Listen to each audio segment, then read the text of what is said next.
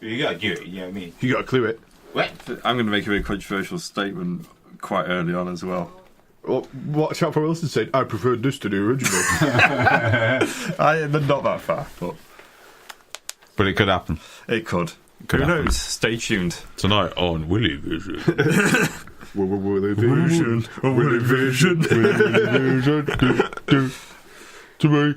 Do we still make that?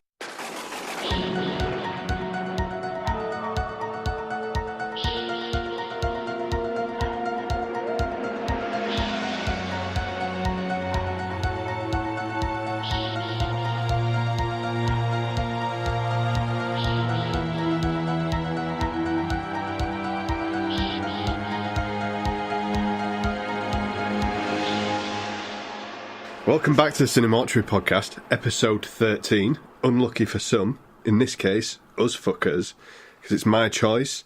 You unwrapped chaps, my gift last time. The unwrapped chaps. Yeah, the unwrapped chaps, yeah. So, sitting to my right, I have Danger Dave Walker. How are you, Dave? I'm pretty good, mate. I'm really happy about unwrapping that present. Yeah, the Really greatest happy present ever. about. Really happy I bought a DVD player recently. Oh, mate, come on. My You've Laserdisc player upgraded. has got a DVD player built in. Right, just Thankfully. for Even though it never caught on, I'm glad it's part of the package, and I've watched it. this eventuality. So, and to my left, it's the man of 1,002 holes, Chris Wilson. How are you? Yeah, doing fine. I must admit, I just pirated that one. I've kept the DVD in my cellophane. I'm going to sell it for 50p on eBay. Sell it sealed. Yeah. Sealed, mate. Brand new. Collectors. You will struggle to get 50p for this. For listeners, it is the 2005 remake of The Fog. It's my choice. It's my idea. Really sorry. Shouldn't have done it. Did do it. Yeah. Sorry. I think this episode is going to be foghorns and oohs. Oh, that's unusual for us. Yeah. Yeah. That's It's unusual something for us. new. Something new. Right, Rob. Right. Well, I suppose you what- wanted me to explain myself. Yeah, why have you picked it? What's your personal experience with this film? I think it's similar to mine, but please tell me. Yeah, okay. So I picked this because I feel like, as of late, I've taken it quite easy on all of us with my choices. mean- And so I thought, I'd go in fucking hard on this time. And I've tried to watch this film twice before. The first attempt, I got 5 minutes in. Yep. Second attempt, I got 15 minutes in. Yep. So I thought I had to prove it to myself that I could get through it. And Like Tough Mudder or something, or like... yeah, like Tough Mudder, except it's actual shit. It's like the Shawshank Redemption, but with no redemption, basically. He just dies in the shit pipe. Yeah, just shoveling shit for no reason. Yeah, Just like discover his carcass 40 years later, like flies buzzing round. Exactly that. Exactly It's that. pretty savage, mate. I mean... Because normally you can it's a joke because it's a bad film, but I just feel like you're wasting my time. Well, yeah. I mean, But I have tried 3 times to see it, point of the podcast, though, isn't it? and now I have seen it, so... Yeah. So there is a loose theme to this. So continuing on from my previous episode, which was My Bloody Valentine, Yes. in the third dimension, I thought I'd stick with the remakes with fairly handsome men from fairly popular TV shows Yes. at the time that the film was made. So Yeah. in this case, we've got Tom Welling off of Smallville Yes. being sort of pretty fucking boss-eyed. Or Yeah. fake Cillian Murphy. Fake Cillian Murphy. Savage. Yeah, Yeah, no added yeah. sugar Cillian Murphy. So, yeah, to contextualise, Yeah. this is the remake of the John Carpenter 1980 classic of the same name, of course, starring Jamie Lee Curtis and Tommy Atkins, another little My Bloody Valentine reference. Big Tommy there. Atkins. Yeah, big King of Tommy the Atkins. moustache. King of the mountain, mate. Never mind, king of the moustache. Fuck Jeff Jarrett. So yeah, that's the original. I think we can all agree is sort of classic material. Well, let's wait for controversial opinion penguin over there. Oh yeah, we've got a controversy. Do you want to smash this out early doors? Okay, then. I've not been asked about the fog. If being honest. Oh Jesus! Fucking hell! I mean, to be fair, I did watch it back in the day and I really enjoyed it. But when I watched it again as research for a podcast, because I'm quite thorough in that way, I right. guess. yeah, calm down. someone's got to be a professional here. Haven't they? Exactly, yeah. For you who obviously can't see us, I'm wearing a tie at the moment. He is wearing a tie. Yeah. Yeah. He's Business Corporate Willie. Wilson. Corporate Willie. Yeah, wearing my horse suit. I watched it again this time, and while I like the atmospheric stuff, I just was a bit bored. Shit the bed. Interesting. Interesting is the word. Interesting. I mean, wrong would be another word. Oh no, he's brought out the wrong card again. Fucking hell. We thought we'd killed it in third year. The wrong card is back. You're wrong.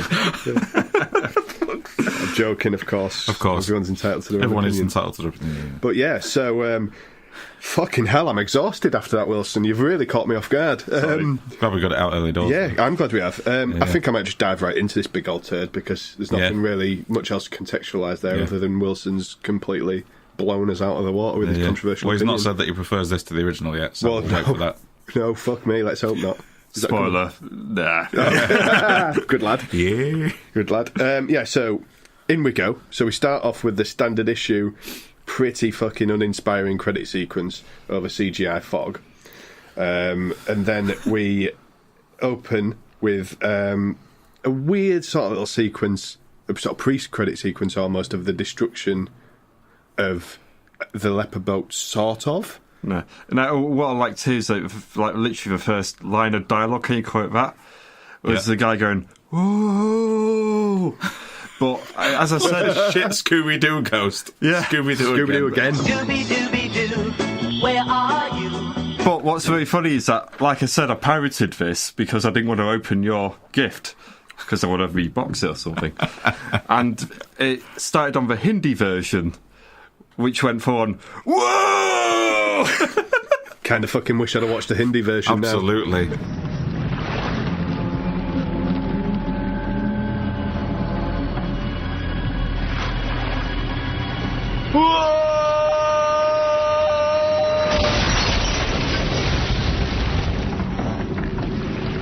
Williams क्या हुआ हम किससे टकराए पता नहीं लगता है नीचे पानी में कुछ है जल्दी कुछ करो विलियम्स संभल के वेन नीचे पानी में कुछ है उसे हटाओ So that was a thing that happened, and then we get a sort of helicopter shot with the credits still rolling, with Fallout Boy. Because it's the early notice, so you need a helicopter shot to start your film, yeah. And Fallout Boy. And Fallout Boy, Sugar, we're going down over it, which, as a song in itself, I don't particularly have any issue with. My fucking problem here, lads, is you go and watch the original Fog, and the credit sequence is, in my opinion, one of John Carpenter's best. It's fucking masterful. And the score is beautifully done. It's atmospheric, it's creepy, and it's a nice little montage of weird shit happening in the town. Yeah. So you go from that to Sugar We're Going Down by Fallout Boy. Yes, mate. Yeah. Hey out there. You've got the one and only Stevie Wayne, broadcasting from my own little corner of the world, high in the KAB Lighthouse on Antonio Island. It is perfect weather for this week's dedication of the new statue, honoring the memory of Antonio Bay's founding fathers. So get on down to the town hall and check out the monument to those 4 brave men, one of whom was my great-great-grandfather, Richard Wayne. Did I already mention that?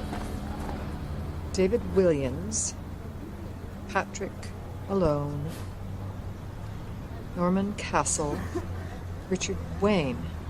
It's all wrong. Oh, come on, Kathy. Who cares which one's holding the telescope? It's a spyglass, Tom. David Williams is supposed to be holding the spyglass. He was the visionary. The thing that struck me right away as well is obviously in the original and the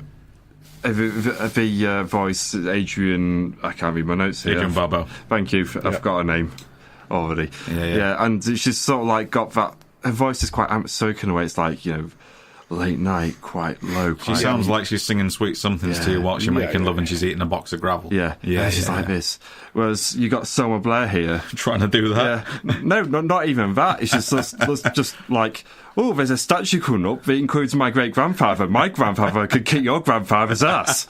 Yeah, it's really annoying. It's I'm glad you came right onto that point, because the next thing I was going to mention was the fact that she shoehorns in pretty early doors that one of the forefathers, see what they did there, is her great grandfather. Yeah. Which I'm just going to throw it out there, lads, is a bit contrived. Sorry, listeners. Yes. Sorry. It is, yeah. And in the original, am I right in thinking that... Are there any on-screen cast apart from... I think it's one, isn't there? No, there's two that are related to the original forefathers. I think Father Malone's one, isn't he? Yeah, and then there's the... And was it Janet Leigh? Janet Leigh. Yeah, I think so, yeah. I think so. It's kind of like... That's kind of a good point, and it sort of exemplifies not just this film, but horror sequels of this kind of time in general, is the need for everything to be boxed in from the past to the present. Everything has to be linked directly. Nothing can happen just fucking because it happens. Everything has to be for a fucking convoluted reason. Yeah. And has to be waved in front of you. Yeah. It's back to that screenwriting paradigm I was on about in the last episode with The Conjuring. It's just like, everything's got to have meaning and reason right away, and it's got to be really forced, and you've got to make sure all the workings out are right there for everyone to see, because aren't we great at writing stuff? To be fair, we've just seen Tremors, and that film, hands down, has some of the best foreshadowing and bookmarking of a film ever. Oh yeah, 100%. But none of it's cack-handed, none of it's heavy-handed. No. But this is the heaviest of fucking heavy-handed. Because the character walks on screen and says, "Hey, I am this." Yeah. This is going to come in later in the story. Yeah. Don't worry, I'm going to tell you when it does come in, though. Yeah, and, there's, like, bits of treasure washed up that happen to fall into the hands of key characters, but this is important. This is, watch this, look at this, see this watch, remember it, guys. It's such a small town, and you just wonder if there's inbreeding going on, if we're all related to each other. Yeah, just a bit. But yeah, so we sort of have this fucking bollocks with Selma Blair and her connection. So on your first attempt, that was as far as you got, wasn't it, or something like that? This was about as far as I got, because I thought this was fucking ridiculous. Yeah.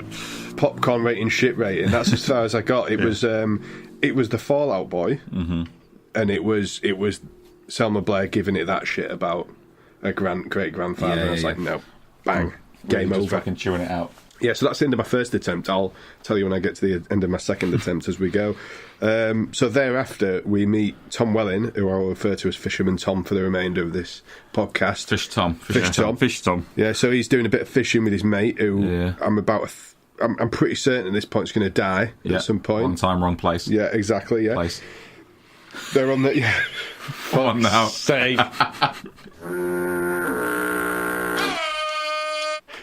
Wanker. First joke. Jesus Christ. It's not getting any better. Don't get any better. Oh. Rob's getting a bit crabby over this. No. God. They're on the seagrass, which is the same boat as the original film, so they've at least remembered that bit. But it's no Wet Dream from Shark Attack 2, is it? No, it isn't. In terms of boat names. Still the greatest boat name in history, absolutely. So yeah, and they have a bit of a to-do on the seagrass. They get snagged on treasure. That's what it looks like to me. A bit of treasure comes loose, presumably that's what washes up later. Just really weird. So we do 5 minutes of Tom and his mates on the boat. Fucking about on a boat, not doing much fishing. What we were kind of, it tickled our OCD a little bit, because like they're raising this anchor, and the anchor literally spends 25 seconds dragging across the seafloor. Yeah. And we're like, that's going to pick something up. That's going to... Oh, treasure. Yeah. 100%, yeah. And the little blokes that they have on their sort of fishing excursion lose their catch, and they're a bit disgruntled, and never mind. Nobody cares. We don't care. No. The audience doesn't care. Fucking, why is this here? And then we move on to a sort of panning shot of the waves lapping the beach, and they wash up a skeleton hand, which is 100% my fucking cliche moment of the week. Absolutely, they're getting a skeleton, mate. Yeah, fucking ridiculous. Absolutely ridiculous. And also, that was the point by which I switched off on my second viewing. Really? Yeah. So, I think that's about 15 minutes in. And that was as far as I got second time round. Well, so it's just so on the fucking nose, isn't it? Yeah. It's like, let's just pick up some Halloween props out. Yeah, it literally Haunted Beach. Looks like a fucking plastic hand like you'd get from Pound Stretcher. Yeah. Ridiculous. Yeah, absolute gump. How were you feeling about that, Wilson? You've already gone overboard, haven't you? Yeah. So far, the film is just kind of, like, say, it's a waste of time. It's just there. It's trying to set everything up, but it's just, as you say, so cack-handed. Stuff is just happening. Yeah. And you're like, there's fine. no emotional investment in there whatsoever. It's just stuff and things. Yeah. And a dead dog. Oh, the dead dog. I thought that was an alright touch. I thought, I can't remember. I mean, it was just kind of a thing that happened, wasn't it? Again, yeah. I thought, well, something interesting has happened. Yeah, cool. Although it felt a bit desperate though. It's like, how do we make him care? We'll kill a dog. Yeah, exactly. Yeah, fucking shock value. Yeah. And then out of nowhere, sort of Pokemon style, a wild Maggie Grace appears. Yes, mate. Fantastic. There we go. In the middle of a road, just casually hitchhiking. She's just been dropped there. Yeah. Dare I say the saving grace of this film? Oh. Pushing it. Absolutely. So yeah, she appears, as I say, out of the long grass. Yep. And he's Don't go to the long. he's got it. Just Maggie Grace is coming at you. Like, Exactly. Yeah. Thank you. So yeah, then our mate Fisherman Tom pulls up. Absolutely. Conveniently, the person to be passing by at the time. Yep. And for about 10 minutes we've been on screen, I thought, is this Maggie Grace's brother from Lost? Oh, Ian Somerhalder. Yeah. Pale man with bangs, with big, beautiful blue eyes and handsome stubble. And tons of charisma. People. The other way. Fuck all charisma. So she gets in the car, and then after about what feels like about 5 seconds, we get their entire life history together, and that they've got a past, a romantic or otherwise past. She's a bit of a drifter. She's fucked off and left him. Yeah. Been to New York, big city girl. Now she's come back. Never said where she was going. Never said she was coming back. Yeah. Now she's in his car. I'm going to turn it up on 94.5 KAB, your island alternative to the modern music establishment, playing the music I want to hear.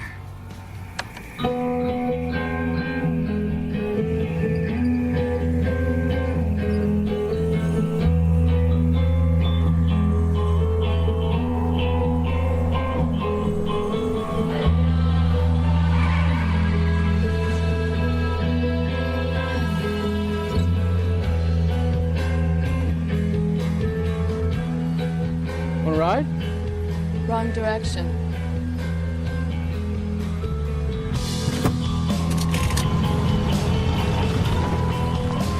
Not anymore. You're not a freak or anything, are you? Yeah, actually I am.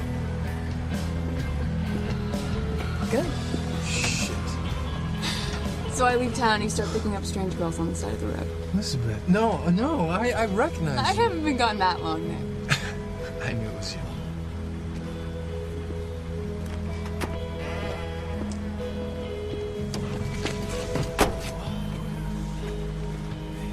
So you're back. No place like home? Well, it took you 6 months to figure that out. I just need to come back for a while.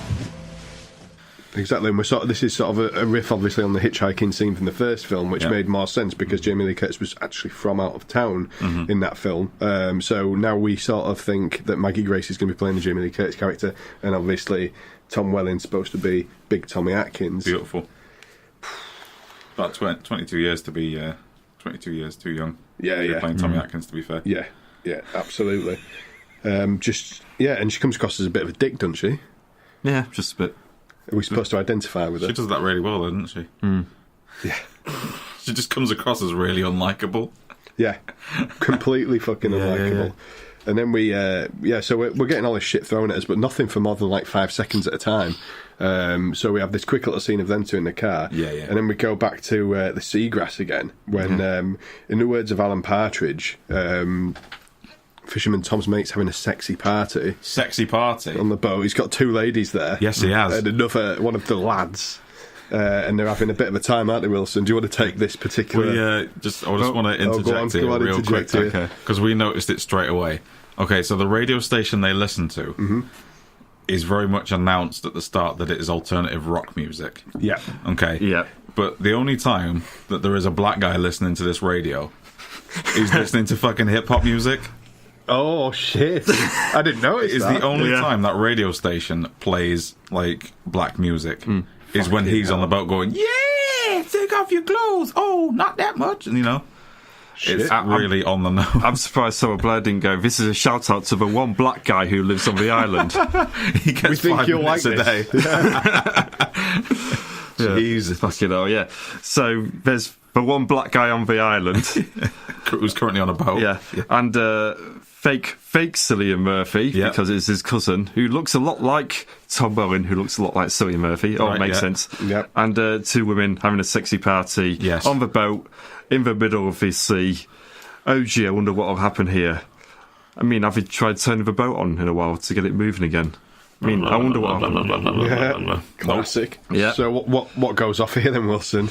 So they're stranded, and it sort of cuts in between, but let me have a look at my notes, because it cuts away, but when it cuts back to the boat, the fog starts coming in. Yes, yeah, so the fog sort of rolls in towards the boat. All the dials go a bit weird, as per the first film. Uh-huh. And then everything goes a little bit Friday the 13th all of a sudden. Yes. Because the lads, being lads, leave the ladies inside the boat and they go to investigate. Yep. About 2.5 seconds later, both of the girls are thrown, again Friday the 13th style, through the windows of the boat out onto the deck, dead as fuck. Yeah. He chews them up, spits out the bikinis. Yep.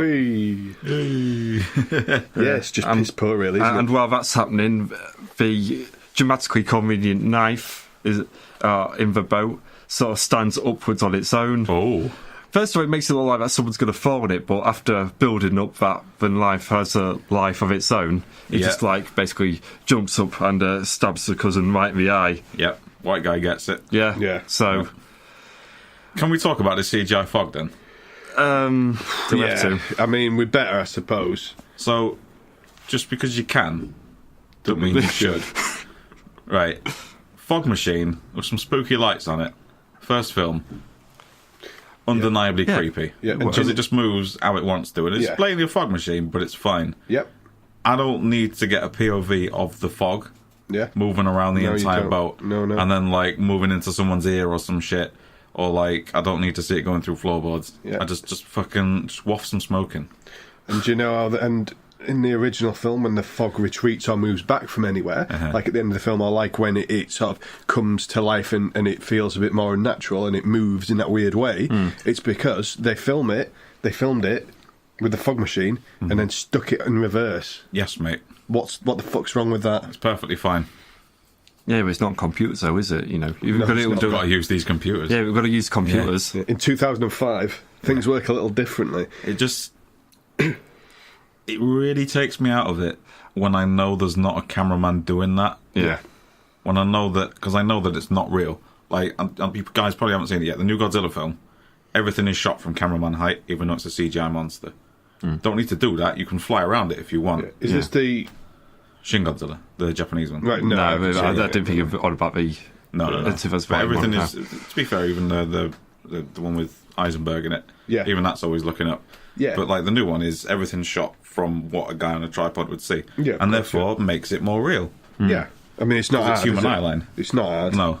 But the CGI complaints, I don't think are going to stop with the fog itself, are they? Oh, no. As we go along. Right, I'm done with the fog now. Go on. Yeah.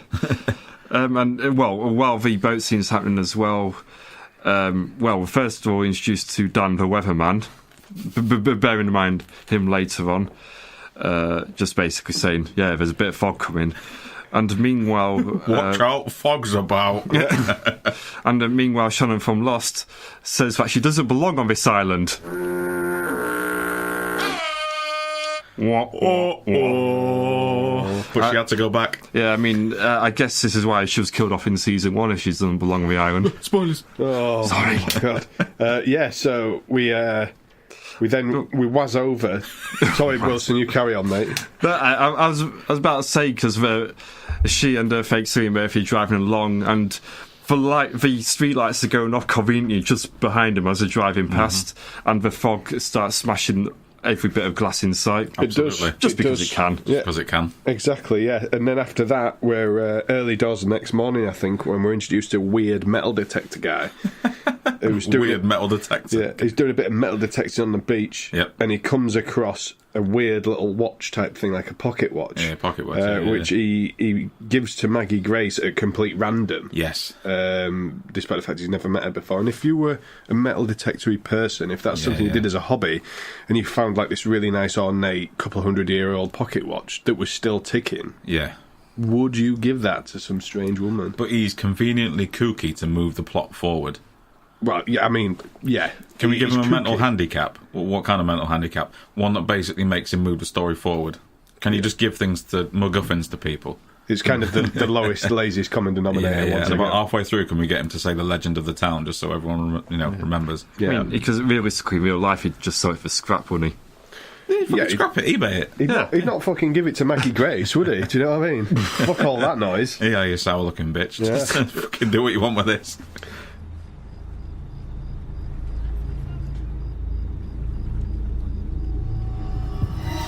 You know the difference between flotsam and jetsam. Macon. Some people get washed up on shore. Some bob around at sea forever. You used to be Elizabeth. I still am. I have something to show you. If you touch it, things will change.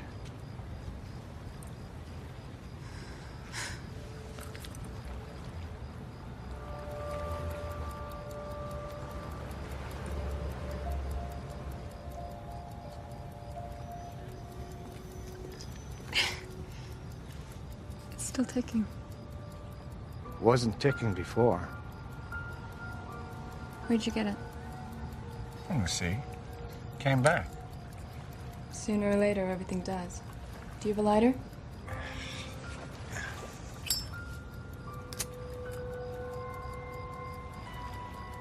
It's a hallmark. It tells where a piece was made and roughly when.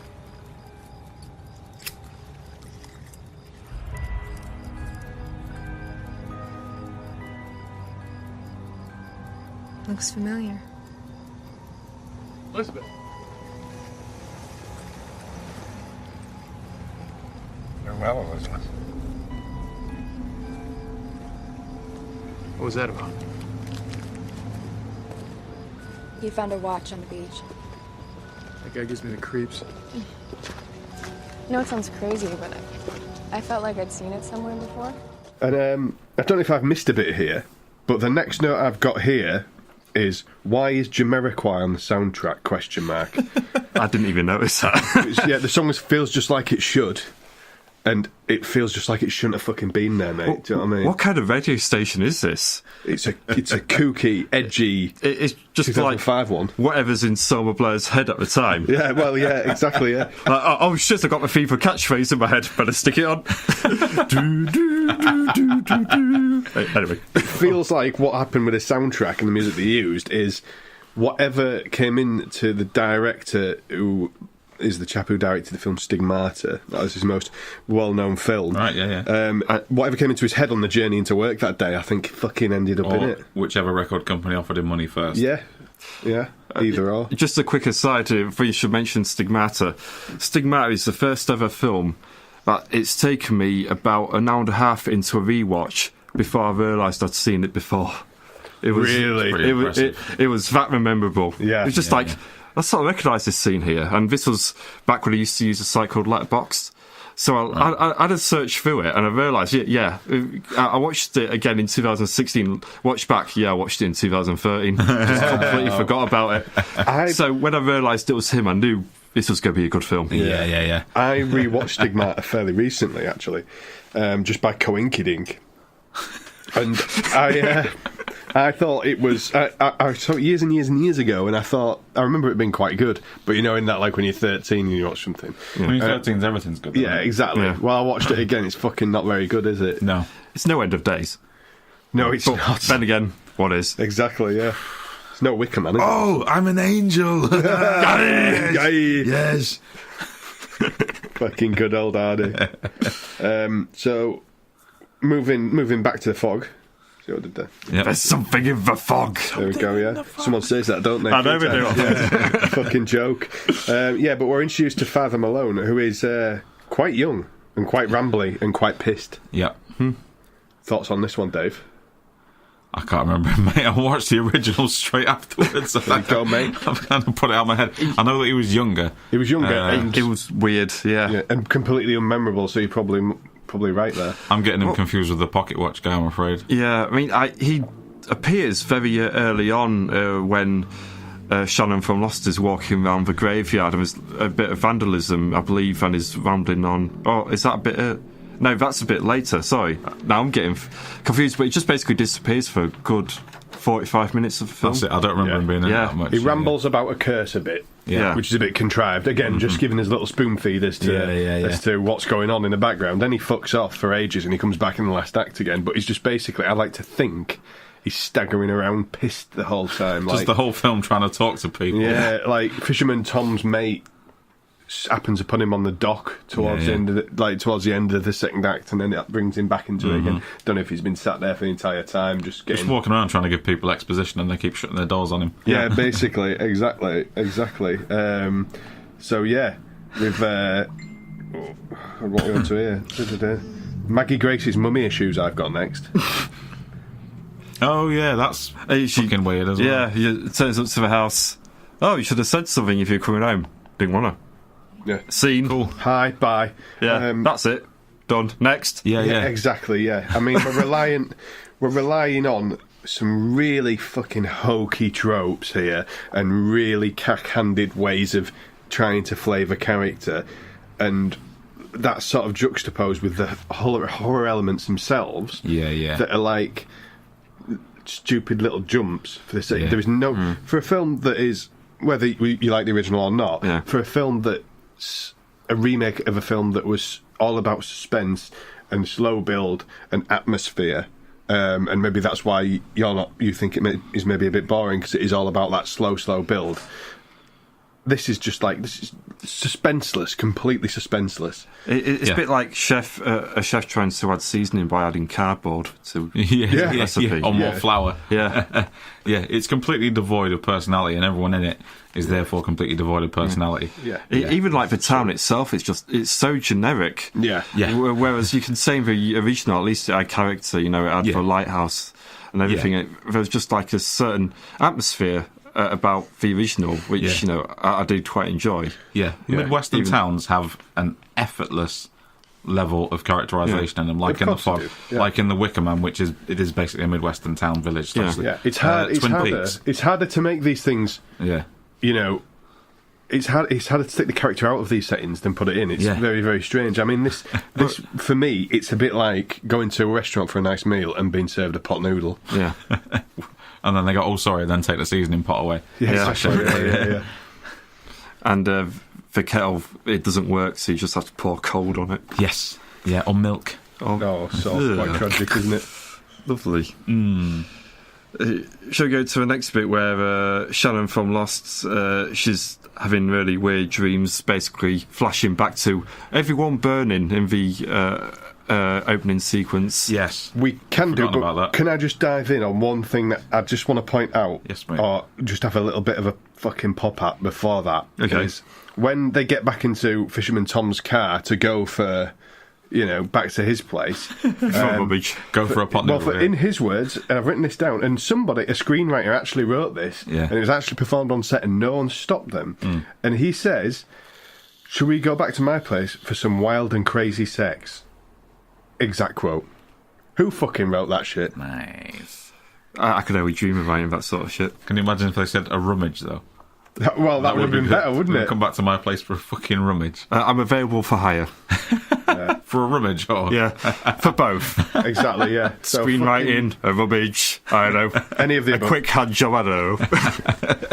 So yeah. Anyway, sorry, I just had to pick fault with that. Yeah. But on you go, Chris Wilson. Sorry. So after the wild sex or what have you, she has some dreams which are just basically flashbacks to the people burning, the boat burning, the town burning, whatever the fuck it was burning at the beginning. Burning, man. Yeah, I mean, we've got to make use out of that budget for the CGI on those 2005 computers with iMovie fire everywhere.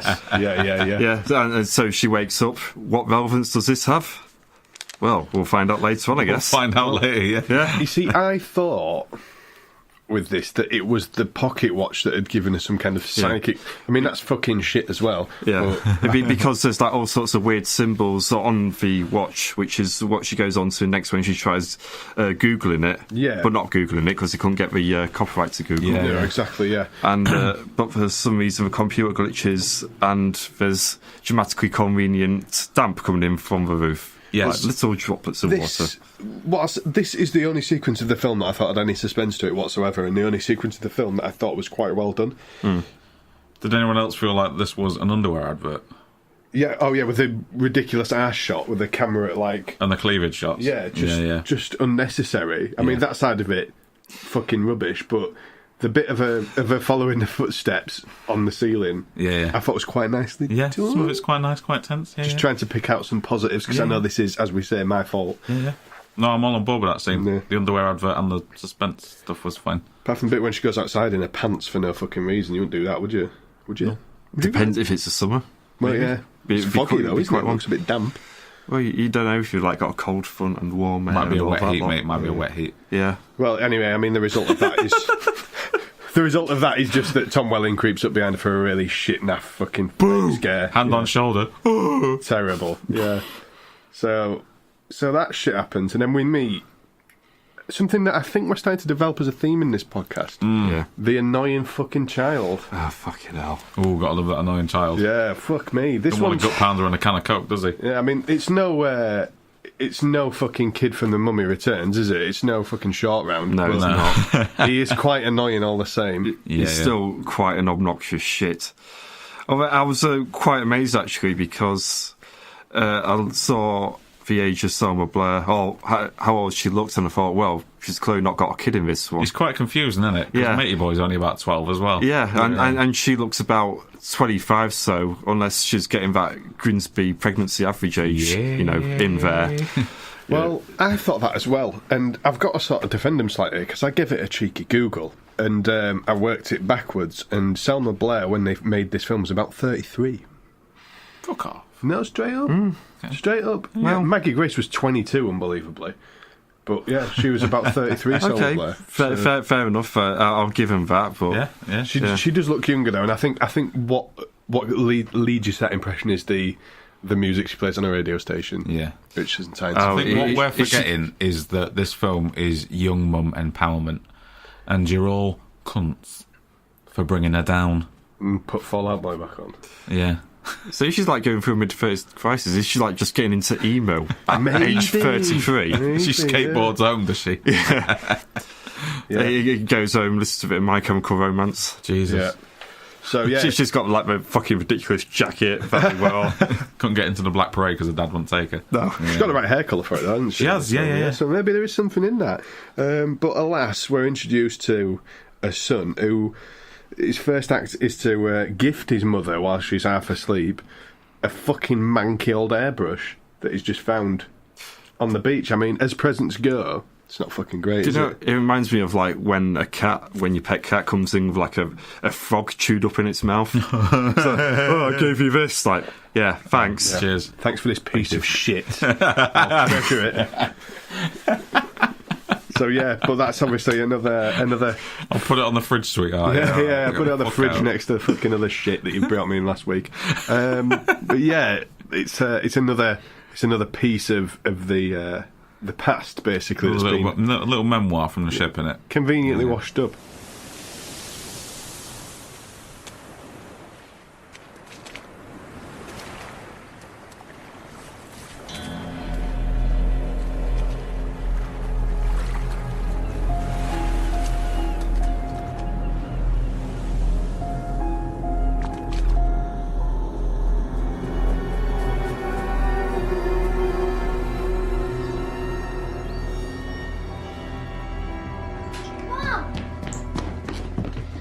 Mom, wake up! Look what I found! Ugh. Andy, what is that? I found it on the beach, between some rocks. It's heavy. Feel. Thanks for this piece of shit. Looks like it must have been somebody's hairbrush once upon a time. Want me to make you some breakfast? No, I want to go back down to the beach. Fine, just a half an hour, okay? I have to go into work early. I have a very busy day. Can I come to the station with you? No, not today, hon. I have too much work to do, but maybe later in the week, okay? What I think's interesting to note is that whenever these things are washed up, like the old guy, when he finds the watch, is surprised by the watch. And when Maggie Grace looks into the watch, she's surprised by it. When Selma Blair gets given the hairbrush, she's surprised by it, which suggests to me that this kind of shit doesn't happen very often. Now, far be it for me to use the C-bomb twice in such a short period, but it is a bit contrived that all this shit's suddenly finding its way to shore. Sorry, listeners. Sorry, Shazza. Yeah. Watch a podcast. Don't worry about it. I don't understand. Is it plants? No. Not that kind of pod. Oh, God. So, yeah, we're kind of... Don't ask me what happens next. Don't ask me what happens next. I've got notes on it, mate. Wilson, what happens next? Okie dokie. Shannon from Lost, she visits the statue, goes to a museum where her mum is again, and I think this is where Father Malone is. Right. Again, hanging around. Yeah. Is there a running joke that they've got the statues wrong here? One of them's supposed to be holding a spyglass, but he's not. There is, like, a couple of, like, the committee that organised the statue are, like, moaning about it, but again, with the signpost, it's so fucking obvious that the finale is going to happen in this museum. It's just like... Well, why don't you just call it the finale museum? Yeah. Yes. And you're waiting for the shot of the fog rolling in over that statue and fucking it up. I wonder if that'll happen. Who knows? Spoilers, fucking course it does. Yeah, but she goes to the museum to do more research because books are a bit harder to damage if you get water on them. Yes. Oh wait, never mind. That is true. That is a fact. Meanwhile, we sort of get a bit of a one-off scene where fake Cillian Murphy and Selma Blair meet. Now, I'm not sure if you caught it, but when Cillian and the only black guy on the island were talking earlier on, with the radio in the background, he sort of implies that they've sort of rummaged a bit before. Yeah, they've had a rummage, haven't they? So they walk up and say, "Hi, how are you? Yeah, I'm good." Okay, bye. That's the scene, and that's the only real interaction we get between the two until all the skirmish later on. It's like there's an implied history, but they're not that interested in it. It's never followed up on either, other than that one little bit. I kind of interpreted it as I gave him the benefit of the doubt and assumed that he was being evasive. But if she said, "Oh, your girl's back in town," then awkward, bit awkward, awkward, yeah. And then not long after, I think, do we nip off? Do we start looking for the seagrass then? They hear that there's been shit that's happened on the seagrass, so out to see fake Cillian Murphy and Shannon from Lost go. This was my favourite bit of the film, in a way, because the fucking, how best to describe, Fisherman Tom and Maggie Grace nip off to look for the seagrass. Yes. And of course, as we've established, this is an island, it's a fishing island. Yep. There's quite a lot of water around the island where one might fish. Yes. The search for the seagrass takes about 2.5 seconds. Yeah, pretty good. And that they find it straight away, and I just think that is like... It fucking cracked me up when I watched it. Well, come on, guys, can we not at least make something of the drama of trying to find the boat? No, fuck it, there it is. Great, let's get on board. Piece of piss, right. What's happening? Next plot point, move. So they mooch onto the boat, and they quickly find... Sorry, Dave, you carry on. You crack the beer open. We'll cover for you. Shh. Come on with some cover for him.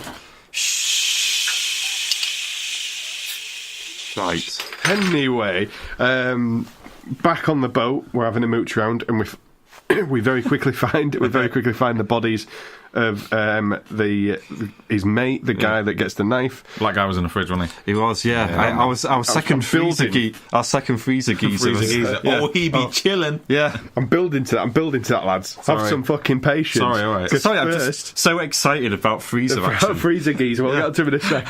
So they find his mate with the knife through his eye first, and then Maggie Grace with her already well-developed and character arc of being good at sea and obviously having a fishing background that he never once referred to or even suggested, manages to single-handedly winch up the fishing bag thing, out comes the bag with all the fish in it and 2 bodies. Ah, a piece of piss. It's all computerised. So she's just done that, and then off she pops downstairs to find your mate Wilson, the freezer geezer. Yes. Yeah. Go on, you have it then.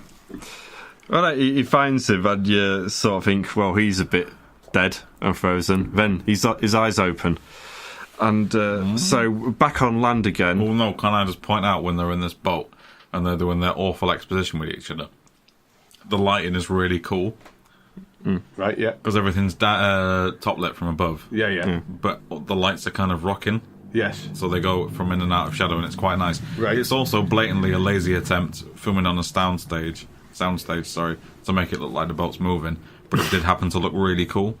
Yeah, it did look good. I mean, it is an attempt to replicate the scene from the original, isn't it? Where there's the weird. But again, you see, what they've done is they've watched the original, but not really watched it. Mm-hmm. Like they've got the outline of the scenes, but then they've missed all the nuances and the detail that make the suspense. It's just on in the background. Yeah. Like in that scene, for example, in the original film, there's that movement of the handle beforehand that the viewer sees. The handle turns, but Jamie Lee Curtis doesn't see. But there's none of that here. It's fucking wham bam, thank you, ma'am. Yeah. It's moving it, like you said, Dave. It's moving it along to the next plot point as quickly as possible, at the cost of any kind of tension or suspense. Back on land, Willie. Yeah, back on land then. The only black guy on the island. Yep. Is upon a stretcher, but at the same time he's arrested because he's the last guy alive. Yes. So they go straight to, you've done it, which is a bit racist. It's probably a bit racist, yeah. Yeah. I was just about to say that exact same thing. We found a survivor. Black, eh? Arrest that man. He's up to no good. Turn him to the stretcher. So away he goes. Meanwhile, in another random scene, Dan the weatherman has bought Selma Blair a webcam. Nice. Kinky. Yes, he has. Yeah. Can I just go back?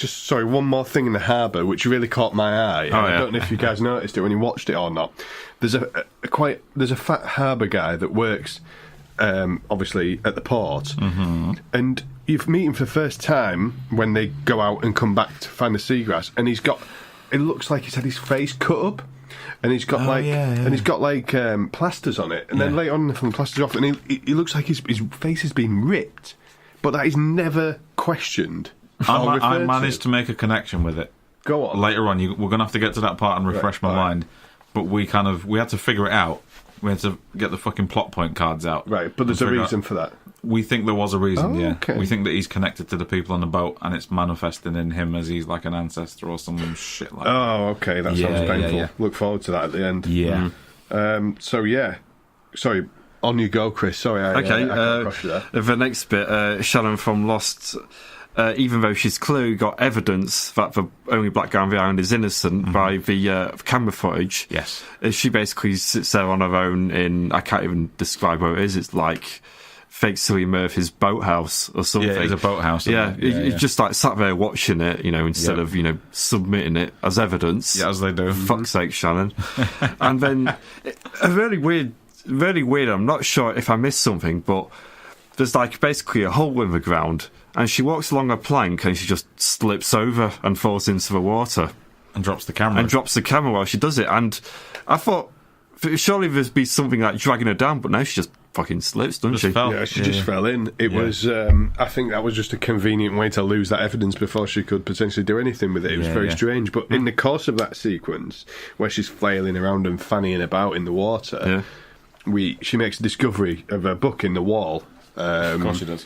Which is originally the discovery made by Father Malone in the first film when he's had a few. Yeah, at the start of the film, exactly, right at the very start in the church, which is one of the key locations of the first film. In fact, the climax of the film's in the church, but the church is never seen in this film at all. No, because Father Malone's just out and about on the beers, getting fucked up and pissing people off. He's never in the church, that idea of the original Father Malone's journal being found and that being a key to unravelling the past is transposed into a brick in a tank in a shed in the middle of nowhere. So we keep doing this thing where they're just doing shit for the sake of it, and it's plot convenient. Like when radio lady gets a webcam. You know later on someone's going to get killed on the other end of that webcam. When she falls in the water, you know that someone's going to be plot relevant. Sorry, plot relevant there. Yeah. And there's just no need. Is it contrived? It's all, the whole thing's contrived. I'd go even worse. It's just stupid. Yeah. There's no other way of describing it. I mean, in terms of pure logic, it makes no sense to carry it on. It's a massive coincidence. Like, but use cliche, it's pin in a haystack sort of look that should find it. Find that book wherever it is. Yeah. You know, it's supposed to be spooky and like, ooh, divine powers and stuff. But it just appeared. No, it's just a fucking mess. Yeah. And just to bear in mind, while she's drowning, she flashes back to a woman from the beginning of the film in 18, correct. What have you, flashing back. Mm-hmm. It's her, basically. Yep. Yeah. Or is it? With leprosy or not, because no one wants to say leprosy in this film. No. It's a boat full of people that look a bit weird. Yeah, basically. And I think the thing is, at this stage, it's clear that we're just lurching between one fucking horror movie cliche to another. Like, there's no thought outside of this is how it's done in this genre, let's just do this. It's so painfully fucking lazy. It's probably one of the laziest films I've ever seen in my life. Yeah. It's just drawing dots between plot points. Yeah. Done, fell down a well. Oh, plot point down there, done. Just third act. Yeah. It's very, it's just fucking... By the numbers, mate. By the numbers is the word, isn't it? It's turning pages in that script. Yeah, it must be. I mean, I think it was... I don't think they had a script. I think they had, like, do you remember Dr. Dot books? Yes. They had when you were a kid. I think they probably just had a series of them. And they just some storyboards. Just some storyboards. What do I say? I don't fucking care. Just pull that brick out, love. Say something about having wild sex. That's what teenage people like to hear. That's our demographic. Fuck's sake. So yeah, that contrivance of finding the book aside, we waz off next to super spooky things happening at Stevie's studio with their hairbrush going up in smoke and burning weird fucking symbols of scales into the wall. Yes, this was also just stupid. Yeah. Just we were watching dumb as that. fuck. As soon as that fire started, Eleanor started shouting, whatever you do, don't fucking burn the symbols into the wall. Don't burn the symbols into the wall. That's so fucking naff and cheap. Oh, for fuck's sake. Yeah. Fuck's sake. Well, she's not wrong. No, she's not wrong, because it just happened. Yeah. Oh, man.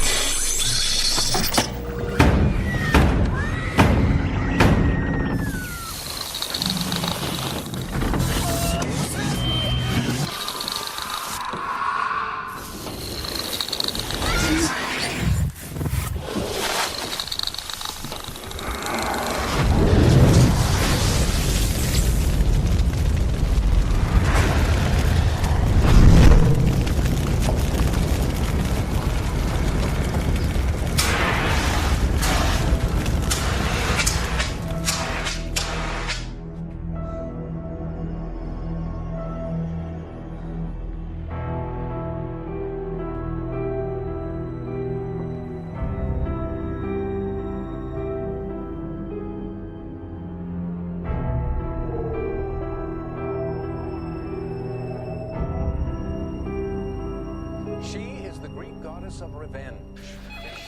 I think, are the symbols scales? So they're East India Company, aren't they?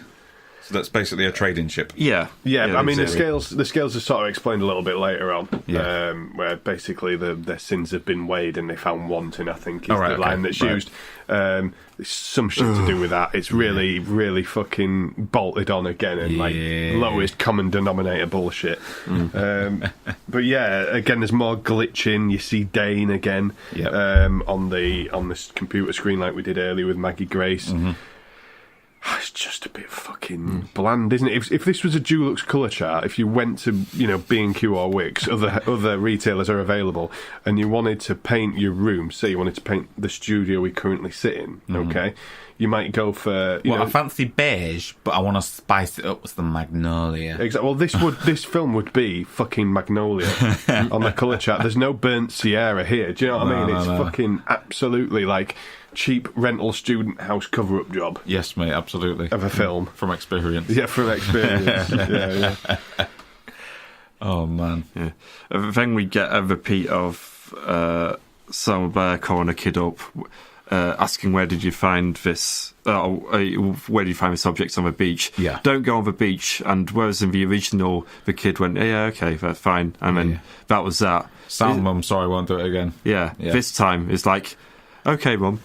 Right, I'm off to the beach. Bye.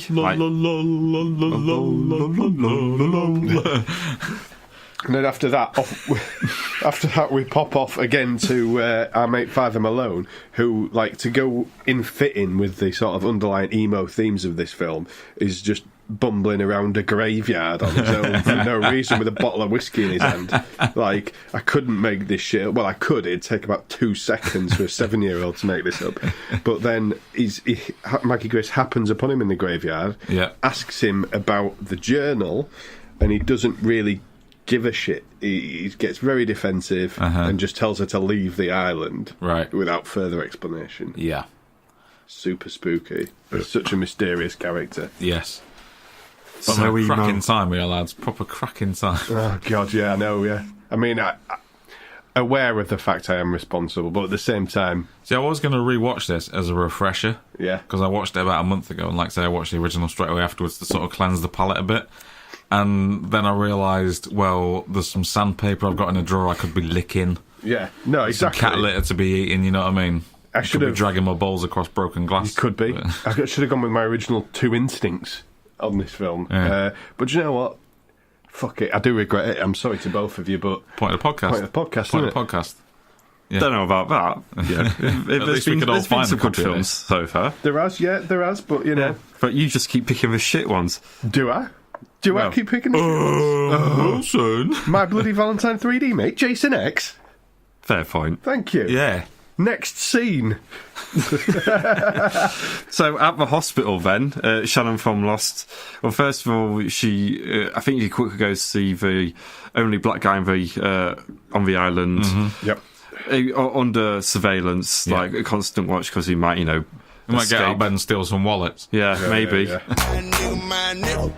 Yeah. Hijack a car or something. Go listen to hip hop. I don't know. We'll just point out we are kind of getting into third act territory here, aren't we? We're approaching it. Yeah. This is, in the original, this is all first act. Yeah, all this shit's out of the way in half an hour. Yeah.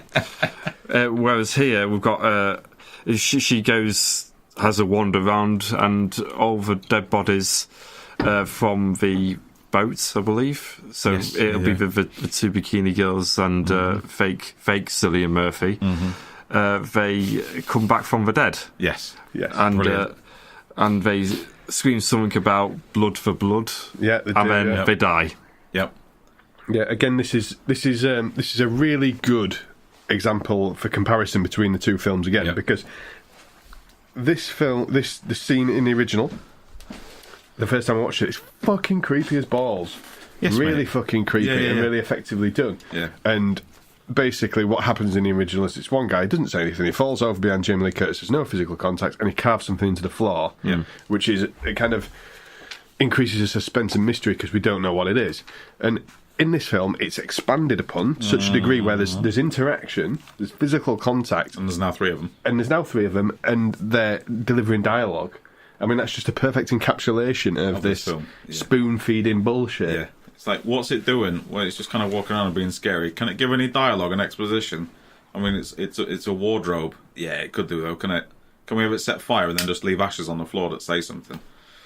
You know what I mean? It's just any opportunity they get It's like your annoying extreme as teenage possible. nephew's been let loose with 25 million quid to make a film. Is what's happened here. Yes, mate, that is what's happening here, yeah. So yeah, after that fucking bullshit, we move on to metal detector bloke again. Oh, fantastic. He's at it again on the beach. Yep. Waves are pretty high this time. Yep. And he's detecting, and he finds a metal sort of hook thing attached to a big old fucking bit of rope. Then he's pulling this rope, and it's getting longer and longer and longer. And he's going out to sea with it. Do like this image. It is nicely done at The imagery. first, Yeah. but it goes a bit wrong when the fucking kid tips up. Yeah. So the kid stood there, and he's just sort of gawping at this guy getting dragged into the sea. And then he, like you say, the imagery is nice, but at the same time, he fucking pancakes it into the sea, and I couldn't help but have a little titter to myself. Everything's fine until that point. You just want him to keep dragging and dragging and dragging until he's going under and then drowning. Yeah. And look, Yeah, exactly. And it's the spoiled. falling.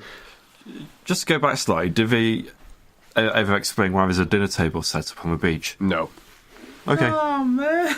No. Oh. Because it's spooky, yo. That's the only reason. I know it came first, but it just reminded me of the album cover for Muse's fourth album. There we go, Muse again. Yeah. Muse's fourth trivia album. time. Which one's that? Black Holes and Revelations. Black Holes and Yeah, Revelations. it's for dinner table, like for aliens. It's close supposed to be on Mars. Yeah. The last good album Muse did. Yeah. Guys.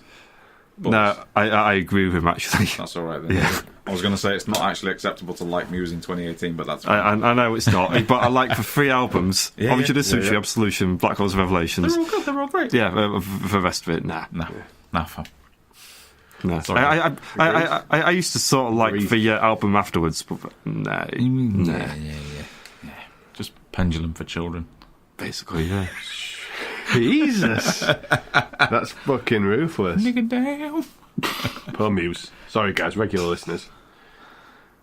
Where the fuck were we? We're on Dead bodies in the morgue. Yeah, so No. metal detector bloke. Yep. He's done his thing. Yep. Kids watched him die. Oh yeah, and then the kid runs back, out running the fog. Yeah. And then when he goes in, he locks the door behind him, and the babysitter has a quick look outside, and she goes, "Oh my!" Scene. Well, the babysitter has a look outside in the original and says, "Oh my," as well. Yeah, but no, her execution here was like, "Oh my!" Well, yeah. Like It's Mrs. Cobritz did a storming performance. Yeah, she did. Mrs. Cobritz or Mrs. Doubtfire, can't tell. No, one of the two. Struggling to tell, like. Hello! It's foggy! So, yeah, she does a bit of that, like you say. Shall we go back to Dan and his webcam? Yes. Dan the webcam man. This is intercut, isn't it, with the stuff happening at the house with the child and, and the babysitter. Go back to the man and his webcam, Wilson. He accidentally sets himself on fire.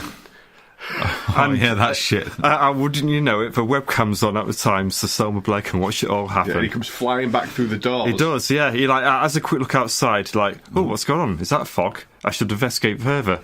Suddenly, set on fire, launched backwards, which I just thought was hilarious. I think it's supposed to be scary. It was just like... It was fucking funny, man, because he was on fire and everything. Yeah, I find the crash test dummy thing so hilarious. Just like so needless.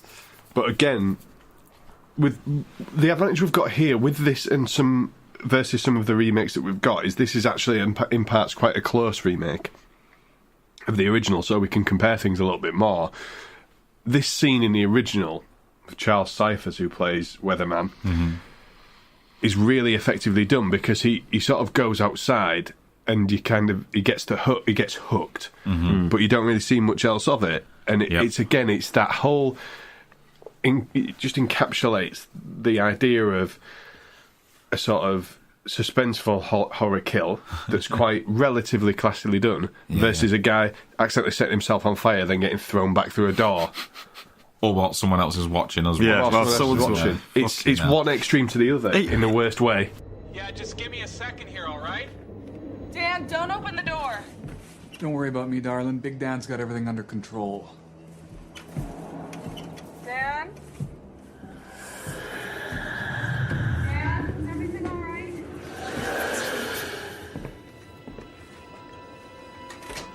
Dan?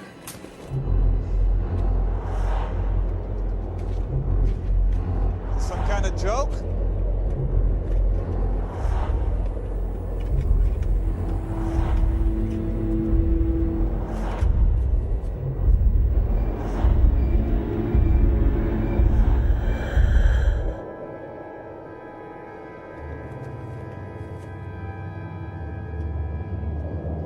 That's weird.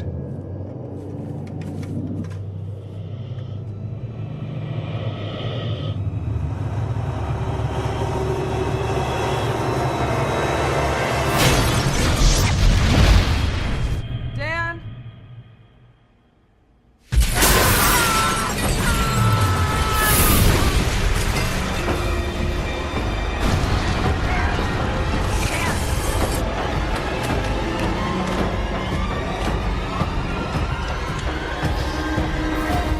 It's basically porn, this version. Yeah. It was sort of like this idea that someone else watches quite voyeuristic in a way. This is a 90-minute vagina shot. Yeah, exactly, yeah. It's just so This is like gratuitously on the nose. It's like a compilation of cum shots. Oh, Jesus. Were they? No wonder I rated explicit on iTunes. Review and rate us on iTunes. 5 stars, please. 5 stars, please. Thank you. Rate and follow. So yeah, after that, shit starts to hit the fan a little bit, doesn't it? Yeah. Everyone involved, including a director, realises we're in the last act and we need to fucking get our foot down a little bit. And yeah, it just bit of shit being thrown at the walls. So the babysitter meets a pretty savage end. I think she stood at the sink, isn't she? And her hand reaches up through the sink. Yeah, her hand reaches up through it, and then she just decays. Yeah, and with her face melted off when she's rediscovered by the kid. Yeah, yep, nice little like horror moment. That kind of reminds us that we are actually in a horror film. Yeah, more naff CGI, but that is what it is. But yeah, so then it's kind of. The scene now is the rescue of the child, basically, isn't it? Which is, again, very close to the original, but probably slightly... This is probably one of the scenes that are directly ripped from the original that are done a little bit better than some of the other ones. It's not as horrendous. Yeah. Do you not think, Dave?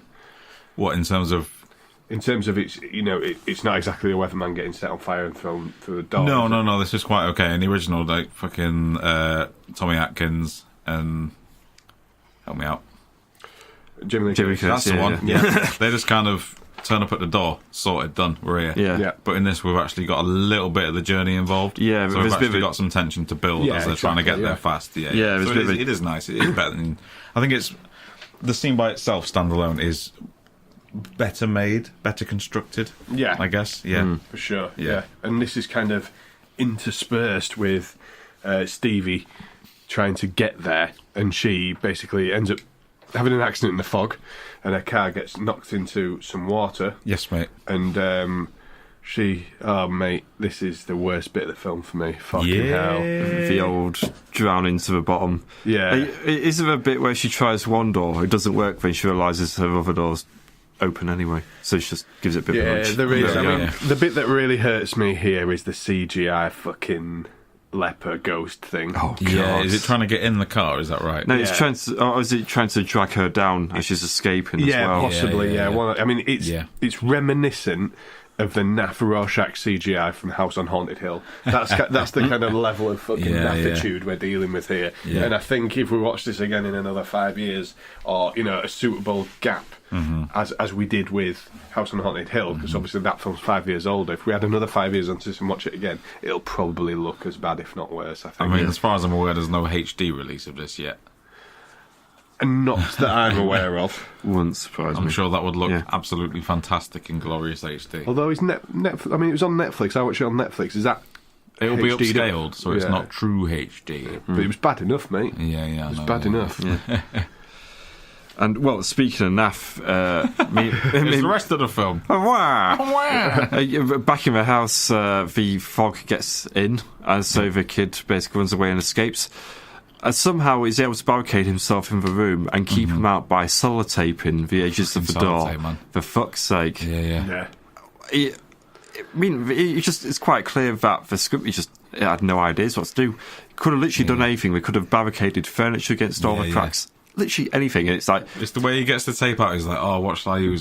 Just the shitty kiddie tape that one lets me have. And when he's putting it down, he's like, fuck him. It's not even like he's had the best idea ever. It's not even proper sellotape. It's that like annoying one with the white back stuff, which doesn't even stick down properly most of the time. It's kiddie tape. Yeah, it's fucking... It's I don't know. given that I work my background in DIY stores, Yes, you know, mate. I've worked in them. That tape is the kind of tape that you use to, if you were painting a room and you wanted to not get your paint on the ceiling, you'd put that tape down To keep your edges tight. It's masking tape. Yeah. Because it's so shit, it doesn't stick enough to rip the paint off the ceiling. That's the point of it. Yeah. So you've basically got the shittest tape in the world doing a job that, as you say, Wilson, any logical person would just fucking barricade it. Yeah. Ridiculous. Fucking hell. Fucking idiot. So then we was off to officially the final act now, because all our players are together Yes. in the weird museum thing. Yep. The fog rolls in and tags out the statue as predicted. Yeah. Not that that's fucking contrived at all. Yeah. And then we get them sort of saying, right, we'll barricade the place. And I'm Yeah. thinking, at last, someone's fucking had the idea to barricade somewhere. Yeah. Too late, no dice, in comes the fog through the windows. Yeah, no problem. And then we get. I'm gonna say kill of the week on this. Yep. Not many contenders, Okay. but Father Malone's tag out on this is pretty good. So they the ghosts smash all the like glass display cabinets around him. Yeah. And we've got more. Let's ignore the shit CGI for a second. Yeah, please do. It's all swirling around him, and Yep. then in slow motion the glass sort of passes through him, and then we go back to Which is kind of cool. which isn't is it? all right. It was good in concept. The CGI got me away from me. It did, Yeah, but it did, unfortunately. you've got to compare it to the rest of the film. Yeah, It's a good idea. It was a lot better than... I can't remember who it was now. There's another death where it's literally gets blown out of a museum. That's Maggie Grace's mother. She just flies out the window. No, I mean, there's one where it's just like literally like being pushed along, rolling the along old the man. floor, The old man, and yeah, onto yeah. someone ends up in graveyard. It's just like must have been rolling along for like 500 yards. Yeah. It's There's fucking stupid. There was a lot of rolling there, and his death was rolling. Yeah. And it was very unsatisfying at the end as well. But yeah, I'm glad you mentioned that particular death, because that, I think his been blown from the fucking museum all the way to the cemetery is purely to get Tom Welling and Maggie Grace in the cemetery for the end of the film. Yeah, we're just moving it along. That's just moving it along. So just thinking of the screenwriter then. Yeah. Why did we put the statue in the cemetery to commemorate the dead people? Oh, it's like, Dave, you talk about this a lot, and you're quite right too. In geography, is something you talk about a lot. You've talked about in previous podcasts. Geography is something that I noticed it straight away because I've got like a background in working on martial arts films as well. I'm not martial arts myself, but I notice it when someone I'm working with does it. Yeah. And that's to establish everyone in the room, or it can be a town or a city. Yeah. To take it wider, and you need to everything that you're going to use in the room. Yeah. Or anything that's going to be an obstacle needs to be introduced early. It's foreshadowing its setup. Exactly. Yeah. So in this instance, based on we're assuming that they've thought about setting this up as a final sequence. Geographically, would you not have just put the graveyard next to the fucking museum thing? Yeah. That would probably save the fucking like the blowing of the fucking old man across the entire town. I just had visions of like a ghost with them big leaf blowers, and big fucking Flymo things just blasting an old man along. In terms of sequences, it's probably one of the most ridiculous ones I've ever seen from a semi-professional film. Yeah, you know? I mean, what I would have done straight away was they used the money they got from the ship they burnt to build a church in a town. Well, maybe you built a new church in that time. Let's have the museum and the church with a statue outside. Graveyard, done. It's all in a big line. Yep. Done. Yeah. Easy peasy. Yeah, And walk through it, boss fight at the end, done. very good. Absolutely agree. One thing to say, just for anyone who hasn't watched along at home, I mean, we talk about why the ghosts have come to Kilmore. And that's basically that the people from 1871 or what have you were very bad men. They actually that burning ship was actually invaded by all the town's grandfathers, apparently. Yeah, the founders of the island got on the ship, stole the shit, and then burnt the ship. Yeah. They just looted, probably pillaging, raping, what have you. Yeah, and murder as well, because the woman got thrown overboard. Yeah. You know, they're bad men's, Willie. Yeah, they were very bad men. And they should not do it again, ever. Bad boys. No. What you going to do? But what are the townspeople going to do when the ghosts come for you? No. Yeah. So like we have got that story, but the problem is, up until this point, I don't really, even by the end of the film, I don't really know who the people on the boat are. No. Or why they're on the boat. Then it's never really explained, apart from... There is some throwaway dialogue, but... Yeah, there's a throwaway flashback which half and half explains it. Yeah. But it's kind of just assumed that you've watched the original, in a way, I think, in a lot of these sequences. There is a lot of that, yeah. Yeah. And it's weird. I mean, should we talk about the ending? Because go on. If we must. I feel like it's got to end at some point, and like... It was fucking weird as shit, wasn't it, basically, the ending? So what I took from it was that she was either the reincarnation of, or had some mystical connection to Blake's missus, in the same way as Rachel Weisz had this weird connection in The Mummy Returns. Yeah. And she's chosen to follow the path of her ancestor, or the part of her ancestor that's within her has taken over, and she's gone off with it. Problematic because Maggie Grace's duplicate on the boat dies on the boat. Yes. And therefore has no descendants. Yes. No. Just a bit. But, I mean, the impression I got... What? I mean, there must be some sort of DNA bollocks involved. But the reason why they've gone for Shannon from Lost is because blonde hair, blue eyes... Just like the woman on the boat. Yeah, you'll do. And because she's... because, obviously, well, they're all descendants of the people who pillaged the boat. I just got the impression when, okay, you stole a wife from me, I'm going to steal your... She just happens to be played by the same actress. Yeah. I'll steal your girlfriend from you instead. That's the impression I got. But then happily goes with him once she's a ghost, sort of thing. So, like, was she... No, she's just a tramp. Oh, no, because, like, the boat, the Elizabeth Dane, is not from that island. It's hinted out that it's from the mainland, and... Wait, there's another island with the others. Oh, my God, oh, fucking hell. So, like, I'm suggesting, basically, that the boat sailed from New York... And I hope you hove that bit, by the way. Oh, will do, yeah. And Shannon from Lost also says she doesn't belong on the island and she's been in New York. I don't know. I'm trying to imply maybe she's fucking adopted or something. Anything. I'm trying to make a link. Yeah. Like she could have been a kid that got left behind before the boat. It's just fucking contrived bollocks. Okay. I think I've got the explanation. Go on. Black smoke monster. Yeah. Done. Yes. Done. Yes. Done. Polar bears. Done. So, yeah.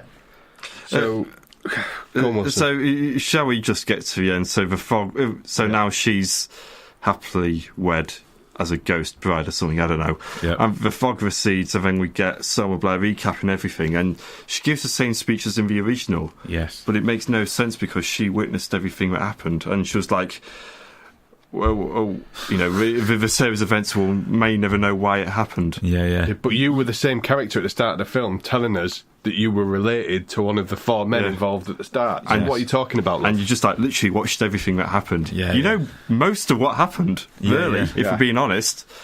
Basically. Yeah. So, I'm just going to wrap this up a little bit and give my thoughts, and then you guys can chip in with yours. Yeah. Does anyone care to hazard a guess as to how much the budget was for this film?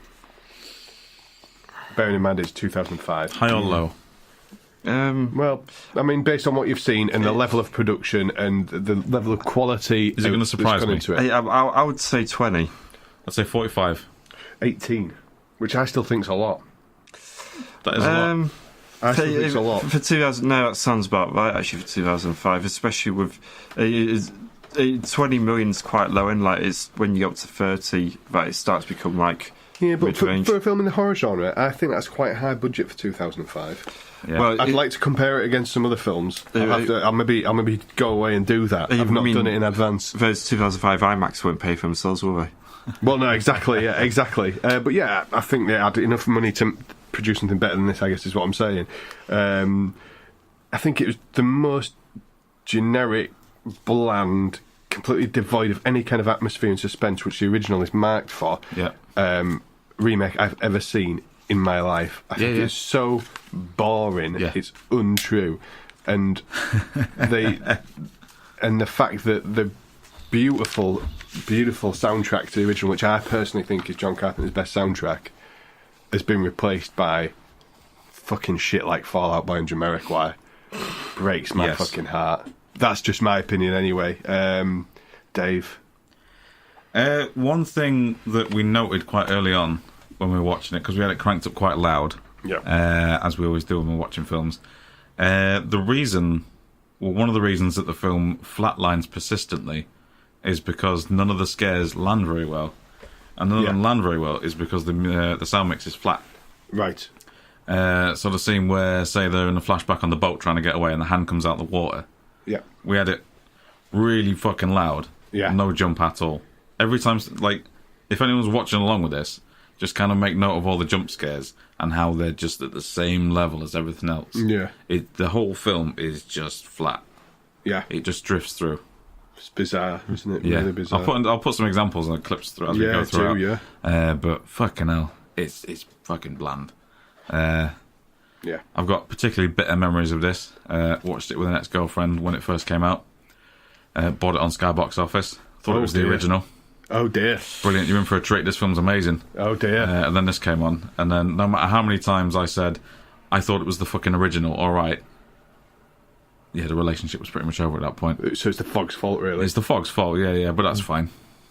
We live and learn. Live and learn. Chris Wilson, what did you think?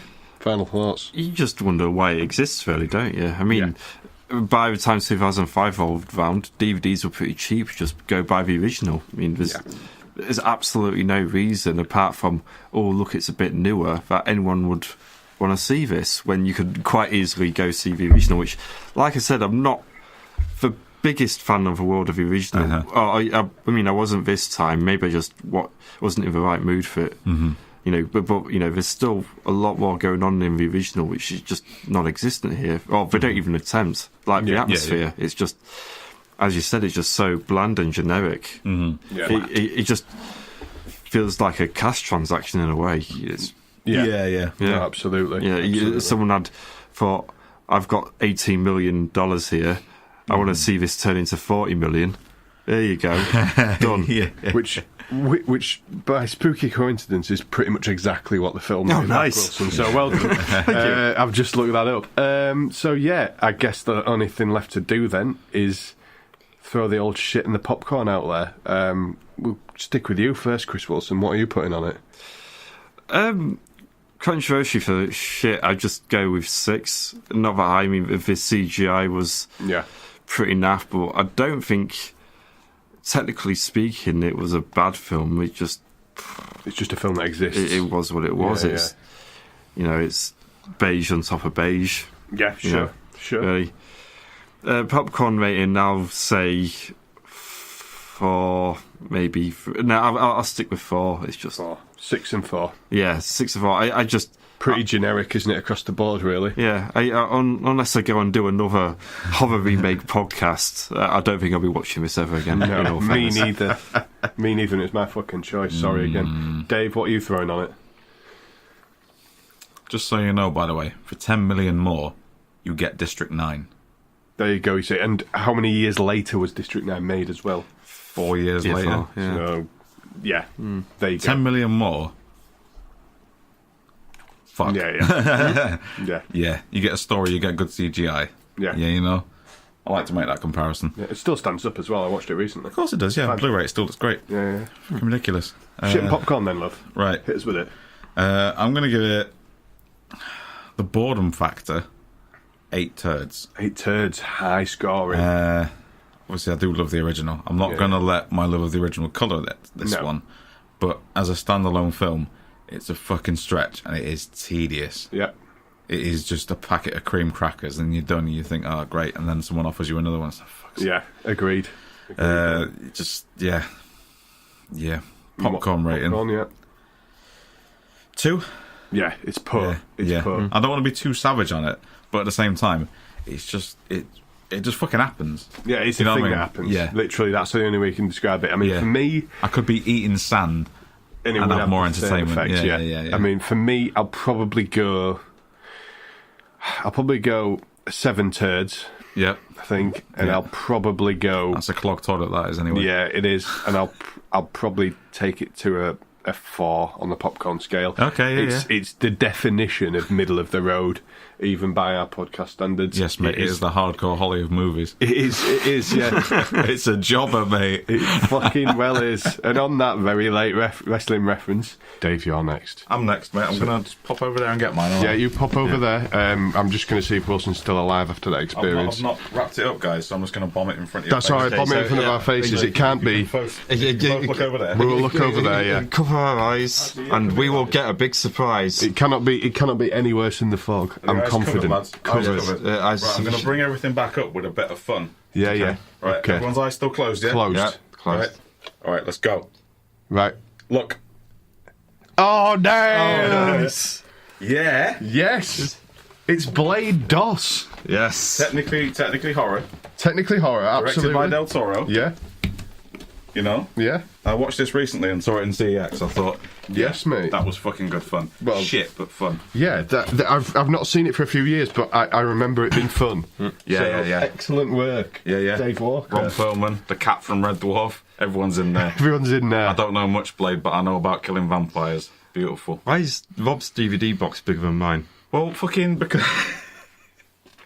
It's not about size, Wilson. Well, you can have the one with bigger girth if you want. He's got 2 discs, but... It was a 4-discer. She was going to put 4 discs in, and I was like, the fuck is on the She was going to put 2. She was going to put 4 Blade 2s in there. Give them to your friends and family. Do you want the bigger one? You've got a booklet though. He's got 2. He's got a flippy thing. Yeah, and you got a booklet. Yeah, but like with a physical actual box, you But know. it comes with the manual. It's worth more. Yeah. That's does. the proper one. And we can see what else is coming soon to DVD, like Defiance, Final Destination, man. or Frequencies, starring Dennis Quaid. Oh Jesus, Dennis Quaid good running God. something else. What the hell is this? Tumbleweeds. I can't even see who that is. Academy Award. That's all I can see from that. Take a guess. No, I can't even take a guess on that. No idea. No. No idea. Well, I guess on that bombshell, it'll be Blade 2 next. And once again, really, really sorry for the fog. It's bye from me. Bye from me. Tumbleweeds, eh? Say bye! That looks really good. Don't forget, you can follow us and keep up with all our updates at CineMortuary on Twitter, /CineMortuary on Facebook, and of course at CineMortuary on Instagram. I don't know how you do pictures of podcasts, but we're going to do that anyway.